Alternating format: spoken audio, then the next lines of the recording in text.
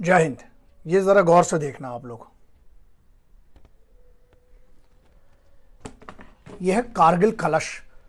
अब आते हैं उस मुद्दे पे। कोई एक बंदा है, एक पार्टी का है, कांग्रेस का है, शायद पार्षद है ना, उसकी क्लिप आई है। पहली बात तो यह है कि अपन को यह नहीं पता कि वो क्लिप ओरिजिनल है कि नहीं है, लेकिन जो भी बंदा है हरामखोर है, नालायक है। उसने ये कहा है अपनी क्लिप में, ऑडियो क्लिप में, दो हरामखोर, नमक हराम, गद्दार इस देश के बात कर रहे हैं। एक ये कहता है कि लद्दाख के 1000 टुकड़े होंगे। सपना देखना बहुत जरूरी है, लेकिन जब ये बात कर रहे हैं मुझे लग रहा है जाग रहे होंगे। तो जागते हुए ज्यादा सपने मत देखो बे, है ना, क्योंकि फिर टूट जाएगा। दूसरी बात ये कहते हैं कि कारगिल को पाकिस्तान से मिला देंगे। ऐसा है लल्ला, 3500 से ज्यादा आतंकवादी और 3500 से ज्यादा, और उसके अलावा उनकी पूरी की पूरी आर्टिलरी सपोर्ट के साथ उनकी पूरी की पूरी आईएसआई लगी हुई थी, जिसके पीछे, कारगिल के पीछे द्रास सेक्टर। तुमसे अगर पूछ लेंगे ना, तुम लोग जो इतनी बड़ी बड़ी बातें करते हो, बकैती जो करते हैं, एक सबसे बड़ा मैटर यह है कि तुम लोग जो इसको बड़ा मजाक से समझते हो, हिंदुस्तान के टुकड़े होंगे। हाँ, बनी बात है, इस पर राष्ट्रद्रोह सीधे लगाओ, उठाओ इसको। जिनकी यह मानसिकता है हिंदुस्तान के लिए, वो कानून का काम है, कानून को ढंग से पेलना चाहिए इनको। पहली बात तो ये हो गई। दूसरा मैटर ये है, तुम कारगिल को मिलाने की बात कर रहे हो। ये जो दिखाई है ना फोटो, ये है कारगिल कलश।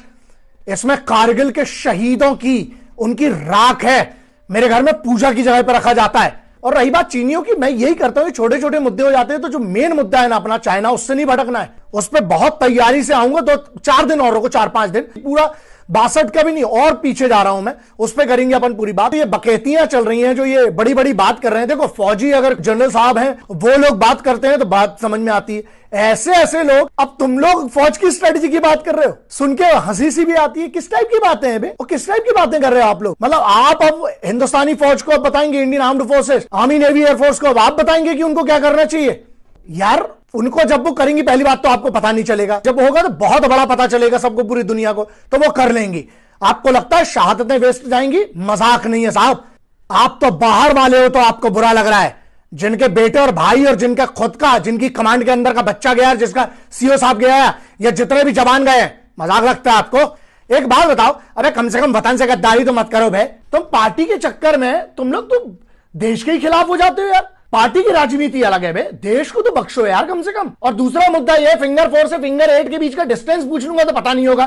कारू कहां, ये नहीं पता होगा। तो मैं 3 टिप के बारे में पूछ लूंगा, पता नहीं होगा। 15 कोर कहां पर है, वो पता नहीं होगा। फिंगर 4 के पीछे पोस्ट है कि नहीं है, वो तुमको पता नहीं होगा। फिंगर 4 से लेके 8 के बाद कोई चाइनीज पोस्ट है, वो भी नहीं पता होगा तुमको। यार, जो करना है आप लोगों को, आपका धंधा है राजनीति, करिए। फौज को उससे बाहर रखिए अपनी राजनीति से। इंडियन आर्म्ड फोर्सेस को उनका काम बहुत अच्छे से आता है और वो करते आई हैं। चाइनीज आर्मी को डील कर लिया जाएगा, आप लोग उसकी चिंता बिल्कुल मत करो, ठीक है। लेकिन मुद्दा आता है, जो ये देश के अंदर बैठे हुए गद्दार है ना, ये मालूम है कौन लोग हैं? जो बात करते हैं कि लद्दाख के 1000 टुकड़े होंगे। बेवकूफ, तुम कहते हो कि कारगिल को पाकिस्तान से मिला दो। तुमसे बड़े, बहुत बड़े चमन, बहुत बड़े तुम हो, समझ गए ना? बड़ी वाली गाली चुन लो अपने लिए खुद। और सुनो भाई, ऐसा है, तुम लोग मालूम है कौन हो? ये इस टाइप के जो भड़ुए बैठे हैं देश के अंदर, गद्दार है साले। और गद्दार मैं ये कहता हूं कि इसलिए गद्दार है क्योंकि ये जो कर रहे हैं सेडिशन एक्ट के अंतर्गत है। ये गलत बात कर रहे हैं मेरे वतन के खिलाफ। वतन को तोड़ने की बात कर रहे हैं, वतन को अंदर से तोड़ने की बात कर रहे हैं। दुश्मनों से तो लड़ लेंगे, अंदर वालों का क्या है?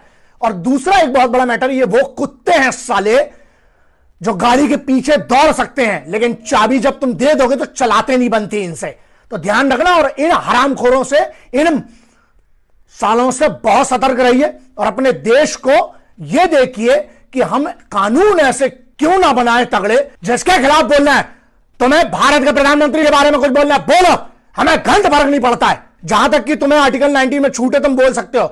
लेकिन तुम हिंदुस्तान की एकता, अखंडता और सिक्योरिटी फोर्सेस, भारत की इन 3 चीजों से अलग रहना। ध्यान रखना, ये राजनीति इससे बाहर रखिए आप लोग। बाकी तुम लोग को जो करना है करो बे।